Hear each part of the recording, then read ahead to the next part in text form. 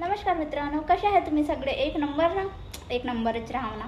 तर फायनली आज पुन्हा मी तुमच्यासाठी एक छोटासा व्लॉग घेऊन येत आहे. व्लॉग काय होणार आहे हे तुम्हाला व्लॉगमध्ये समजेल म्हणा. मी आताही बडबड करीन तर ते तुम्हाला काही समजणार नाही आहे. तर आज आहे माहिती कोणता दिवस आहे? जोगी दिवस. तर माझा नवरा नेऊन जायला मला माझ्या बहिणीच्या भेटीले म्हणजे यवतमाळले. जेव्हापासून तिच्या लग्न झाला तेव्हापासून मी तिच्या घरी एकही वेळेस गेली नाही, पण आज अचानक प्रसंग आला म्हणून मी तिच्या घरी जात आहो. घर तर माहीत नाही कोठी आहे, तर सकाळीच फोन करून विचारलं तर तिनं सांगितलं. तर आता आम्ही निघत आहो यवतमाळसाठी. माहीत नाही किती वेळ लागेल, मी तर पहिल्यांदाच जात आहे, पण बघू. तर प्रवास कसा राहील ते मी तुम्हाला आजच्या ब्लॉगमध्ये दाखवणार आहे.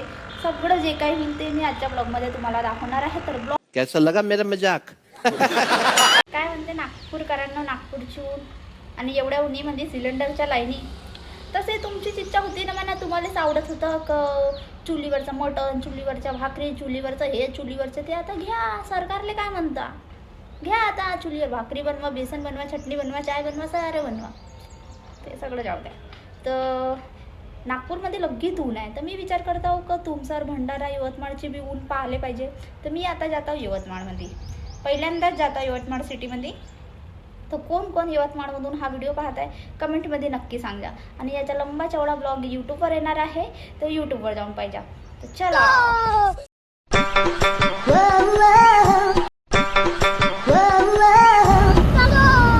रोम रोम भाइयों, सिस्टम पार देंगे। आता आली मी ताईच्या घरी, म्हणजे आता नाही, अर्धा तास झाला.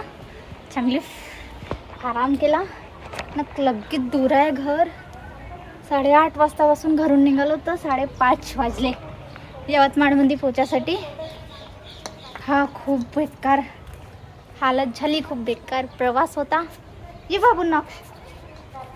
आणि हा आमचा बाबू म्हणजे माझा बाबू. आणि उन्हाळ्याचे दिवस सुरू आहे तर घरातल्या पेक्षा बाहेरच एक नंबर वाटते. आणि मेन गोष्ट म्हणजे ताईचं लग्न झालं तेव्हापासून मी तिच्या घरी काही आलेली नव्हती. आज अचानकच माझे आहो मला घेऊन आले, तर मी आली. आणि अवताराकडे जा नको, कारण 8:30 वाजतापासूनच्या 5:30 वाजतापर्यंतचा प्रवास कंटिन्यू केला आहे, म्हणून असा अवतार दिसत आहे माझ्या. तर आता ताई बनवत आहे काहीतरी, नॉनव्हेज नाही, साधंच. कारण आम्ही आता साधंच जेवण करणार आहोत. आम्हाला आणखी परत जायचं आहे नागपूरला. आता किती वाजन ते काही माहिती नाही. तर जेवण वगैरे करून आम्ही पुन्हा निघणार आहोत आता घरी जायला. तर बघू आता, ब्लॉग जसा होईल, जेवढा होईल तेवढा अपलोड करेल. कारण आता ताकद नाही आहे ब्लॉग शूट करायची किंवा काही. ब्लॉग कसा वाटला ते सांगा. नाही सांगलं तरी चालेल, तशी तुम्ही काय सांगत नाही आहे ना. तर मी स्वतःच कोणाचे ब्लॉग पाहतो, तर मीच कोणाला सांगत नाही, तर तुम्ही काय माझ्या ब्लॉगवर सांगणार आहे. तर हे आहे गच्ची आणि इकडं आहे मस्त केळाचे झाडं. केळी लागले ते पा. केळाचे झाड आपल्याकडले वेगळे, मग ते काय वेगळं.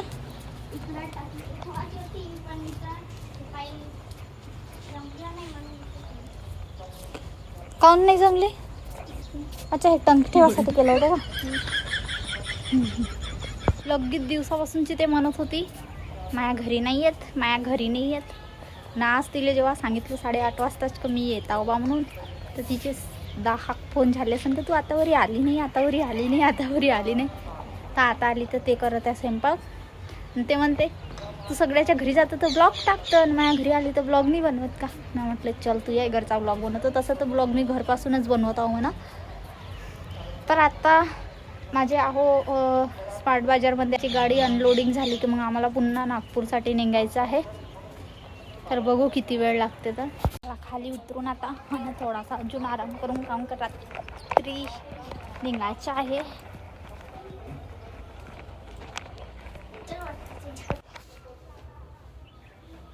जिजूना काय काय आणलं तर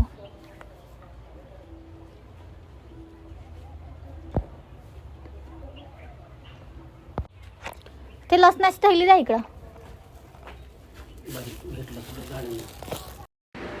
इकडं ताईनं मस्तपैकी पनीरची भाजी, भात, कढी, इकडं तिची स्वयंपाकाची तयारी सुरू होती. आणि तिला बी ना म्हटलं का मी करू लागू का, तर ते म्हणते नाही, म्हणते मी एकटीच पटापट स्वयंपाक करतो म्हणते, मला वेळ नाही लागत म्हणते स्वयंपाक करायला. मी म्हटलं ठीक आहे कर, तशी मी थकलीच आहो म्हटलं. मग हातपाय धुतले, छानपैकी फ्रेश झाली. तेव्हा कुठं इथं चांगलं वाटत होतं, दिवसभराची ऊन आणि त्या झाकावर रे देवा.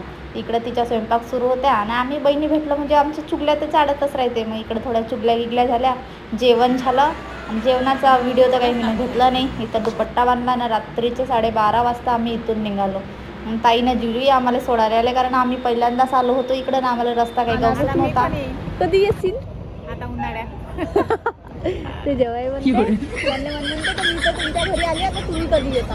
आणि येतो उन्हाळ्यात बाबू तू कधी येता? उद्या म्हणा पेपर झाल्यावर. चाल ना कुल्फी की चालतो ना, नाही राहू दे. चाल ना नाही मलाई लस्सी थांब बनवीन ना. तुम्ही लय दूर आले आहे ना. रात्रीचे 11. नाही आवाज जवळच आहे. वाजली नाही ना खरं. दिलदार हे दिलदार. सांग पण तुझं नाव काय सांग. हा कोणत्या वर्गात आहे? उद्या पेपर आहे त्याच्या. नाव काय तुझं? पेपर आहे का उद्या? अभ्यास केला का? आपल्या? फिरून राहिला तो.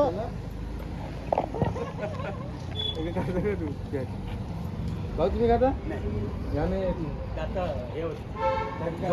खर्रा द्या ना नागपूर. आणि मग आम्ही निघालो इकडे रात्री नागपूरला जासाठी. आणि एवढं भयानक जंगल होतं का नाही लगीत ना, त्याच्यामध्ये गाडी हळूहळू चालत होती. मी आणले पहिलेच म्हटलं ह्या जंगलातून नका चला, दुसऱ्या हायवेने चला. तर ते म्हणे नाही लगीत रन होते म्हणे, आपण इथूनच जाऊन म्हणे. मी म्हटलं ठीक आहे चला मग, तुम्ही येतं मला कायचा भेव लागणार आहे म्हटलं. पण भेव तर लगीच लागत होता.